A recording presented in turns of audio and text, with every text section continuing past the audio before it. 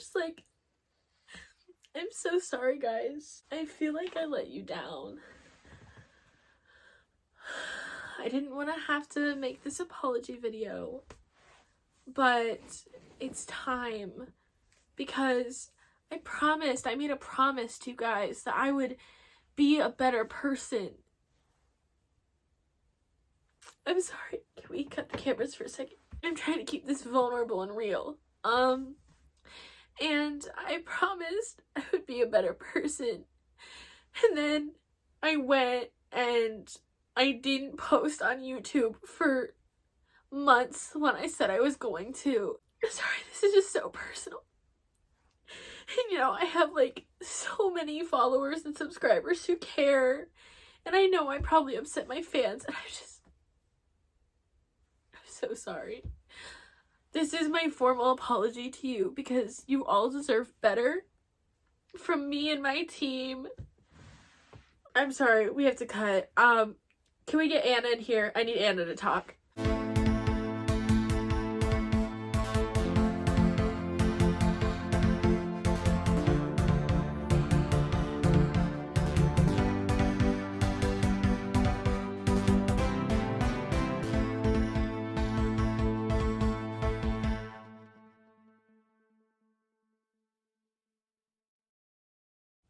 Hey everybody, and welcome back to the Weekly Shitter.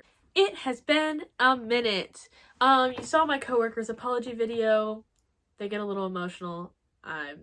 Just ignore that. We're back, we're better than ever, and we're gonna try to stay on schedule this time. So, let's get into it. And let's start off strong with this week's Florida Man. Florida Man. 2023. So far, when I'm recording this, there's only been 9 days. And we already have the 4th newest millionaire of 2023. And it's a Florida man! Way to represent Florida man. This is the first Florida man where it's like, you're pulling up the ranks, you know? So, this Florida man, he was, like many Florida men probably do, playing the lottery, testing his luck, seeing if he can make a quick buck, and boy, did he fucking do that. Okay, so this 50-year-old Florida man won $15 million off of a fucking scratch-off ticket. I'm pissed. That should be me. Anyways, so he goes to his local fucking convenience store, or whatever the fuck. He gets a scratch-off ticket, probably thinking like nothing of it, you know, just like, oh, I'm gonna make 50 or 100. And then he fucking comes out with $15 million. Actually, after taxes, he got a one-time payment of $13,200,000. But it's like, oh, $13 million, that's so much. It's 13 fucking million. For a Florida man, that probably means the world, you know? He can get as many cigars as he wants. He can drink as much alcohol as he wants and not have to worry about, like, am I gonna be able to have a place to sleep tonight? You know? Dude is fucking thriving. Also, I just want to mention that scratch-off ticket was $30. $30 fucking dollars. That's it. 30 for 13 million. Like, come on. Don't play the lottery, kids. Well, you can. I'm not gonna tell you what to do. I mean, I'm always gonna tell you what to do, so maybe don't do it. But like, if you feel like you might win, you probably won't. You should do it. But okay, if you win after watching this video, you do have to give me money. I'm financially entitled to a percentage of that. I also want to talk about this. The store that sold the winning lottery ticket is getting $30,000 in commission. And I want to know, like, who does that go to? Does that go to the person who sold it to him? Does that get divided evenly among all the workers? Or does it just go into the store? Because it should be given to the workers. And if it is not, we're going to have a conversation about it. Because I would be so fucking... If I were Mr. See, that's the thing. If I were Mr. Florida man who just won $13 million, I would be running my ass over there to that store, to the person who sold it to me, and giving them a hot meal. Like, no questions asked. I'd be like, karma, baby. We are feeding off of each other's positive energy right now. And then you'd have a friend for life. And not only that, but like if you had that much money, like, what the fuck would you do with it? In Florida, there's actually a lot you could do. You could, you know, buy a house, buy a fucking nice-ass car, buy a boat. you'd probably be out of money after that. Maybe, like, you'd have, like, $2 million left if you, like, were conservative. You'd have, like, $2 million, and then you could just, like, live off of that and, like, maybe just work a casual part-time job. You know, like, if you're smart about it, you could live off of $2 million. Like, I fucking live off of, like, jack shit. It's like I can make $2 million last throughout my whole entire life, for sure. And this is a very fortunate Florida man, and period. I'm happy for him. It's the first Florida man where it's like, good vibes. He could be a horrible person. Honestly, he's a Florida man. But it's like, it's a headline that I liked, and I wanted to start off the new year right. Time to ruin that positive start. Some actors, if you know who, from the Romeo and Juliet 1968 version are suing Paramount for nudity. And you know why they're doing that? They were minors. I did not know that. Like, I did not know that. And now I'm like, why was that okay? Why did we not have problems with this until now? Olivia H, I'm not going to try to pronounce the last name, and Leonard, whatever, Whiting, they accuse Paramount of sexual exploitation, distributing nude images of adolescent children, aka CP. Like, that's that. Okay, fucking T. Mr. Franco Zephyr, whatever the fuck, the director, he died in 2019, okay? So they can't even specifically sue him by the time they probably got everything ready. He died. So that's really frustrating. So they're suing Paramount itself because they obviously supported the director. But get fucking this. The director told them that the movie wouldn't do well and, like, it wouldn't make it to the big leagues if they weren't naked or showing nude parts of their body. As fucking kids. I'm glad the bitch is dead. I mean, I'm mad because I want him to, like, get in a lot of poopy doo-doo trouble. But, like, fuck him. Fuck him. Oh! Bitches, get this. Mr. Franco, director, apparently before he told them that, he assured them that there wouldn't be nudity and that they would be wearing, like nude-colored garments. And then he switched up on them after they signed and was like, show your naked bodies as literal minors. What the fuck? And I'm like, we don't get to see them tear him apart in a courtroom. Apparently, not only that, but the director also assured them still, after he obviously didn't let them wear nude garments or whatever, and he, like, made them be naked. He then still was like, we're going to position the camera so that the nudity won't, you know, be extreme, and it won't be, like, that kind of nudity. And then it still fucking was. Because he just flat out lied to these kids. Because he knew he could manipulate them, because they were minors. They were teenagers, probably. I don't even think they were teenagers. I think they were, like, tweens. I'm getting heated. I'm getting so mad. The guy's bare bottoms and the girl's chest. Literally, that is... How come no one had a problem with this? If I would have known that they were that age, I guess maybe nobody, like, everyone just thought they were 18. Oh, the director has a son. But you know what? We can't blame the son for his father's actions. Unless he's also a shitbag, then we can. They're suing for $500 million because they're, like, claiming it caused, you know, anguish and mental health issues and stress and everything. Which, yeah, if I am 15 years old and I was promised something and then I go see my film in a movie theater and I see my boobs on the screen, I am going to think very negative, toxic, bad thoughts, if you know what I mean. Like, that is so fucked. And the guy, too, you know, like, the standards that go around at that age in society in the 1970s, bro, I can't even imagine how, like, it had to have been hell for both of them. And they probably didn't even get paid that much because they were, like, teen actors then.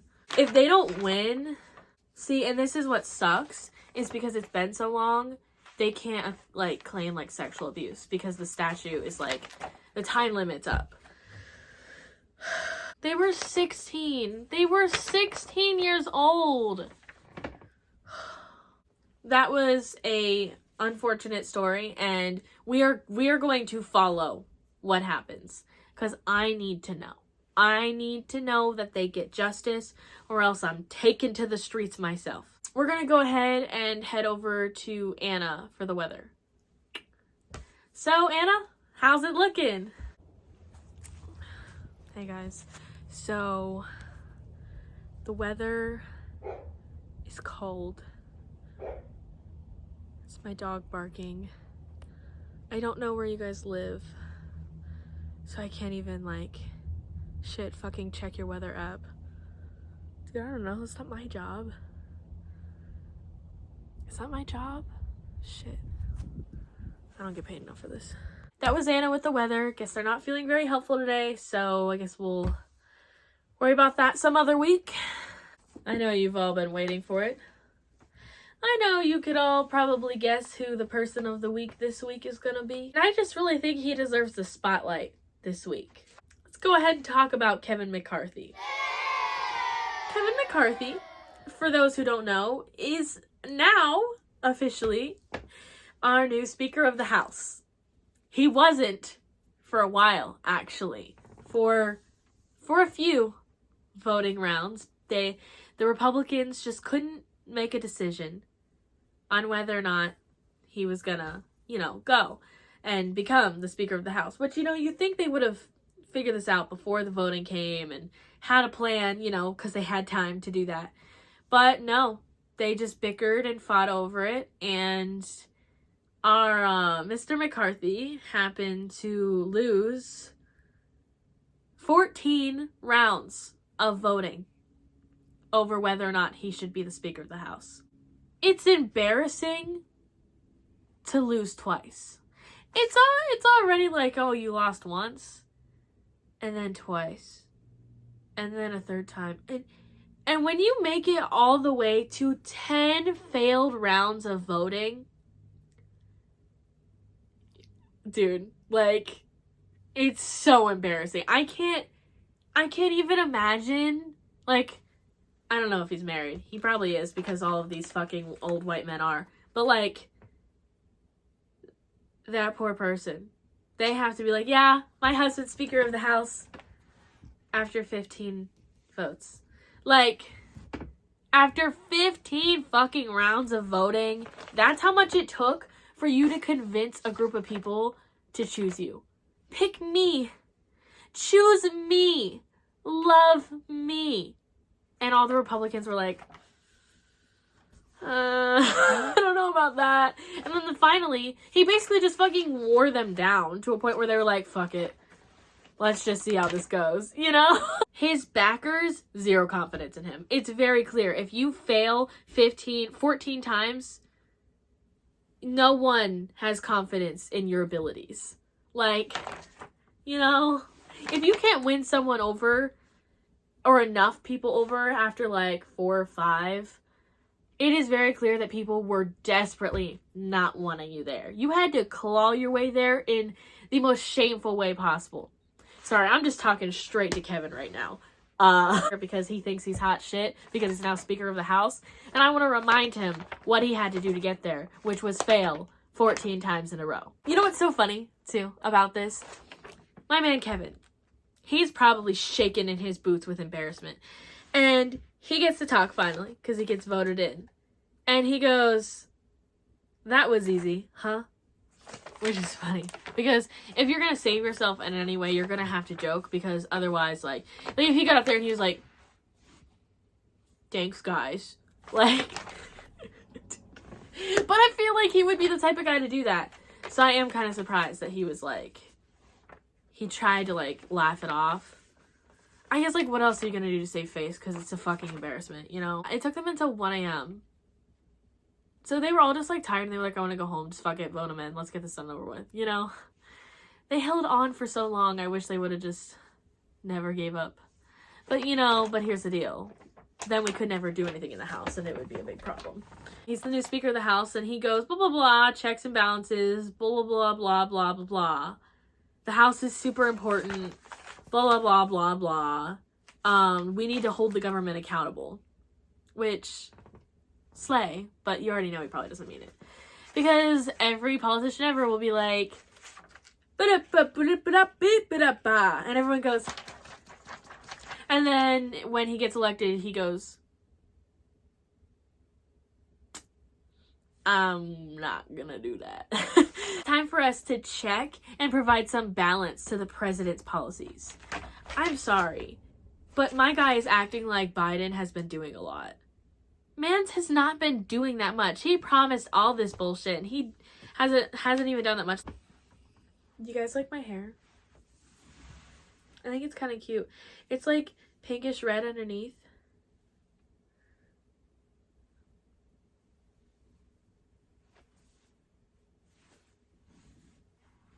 The news was kind of spicy. There were some fun things, some not fun things. We're gonna talk about more stories and grow as we go, baby. But for now, those are some stories for you to sink in. Slay, because you watch Channel 64 and you're the smartest person in the whole entire world for that decision. So thanks for sticking around or coming back or whatever the fuck, or being new. Cool, thanks, awesome. I will see you next Tuesday for the Weekly Shitter. Goodbye.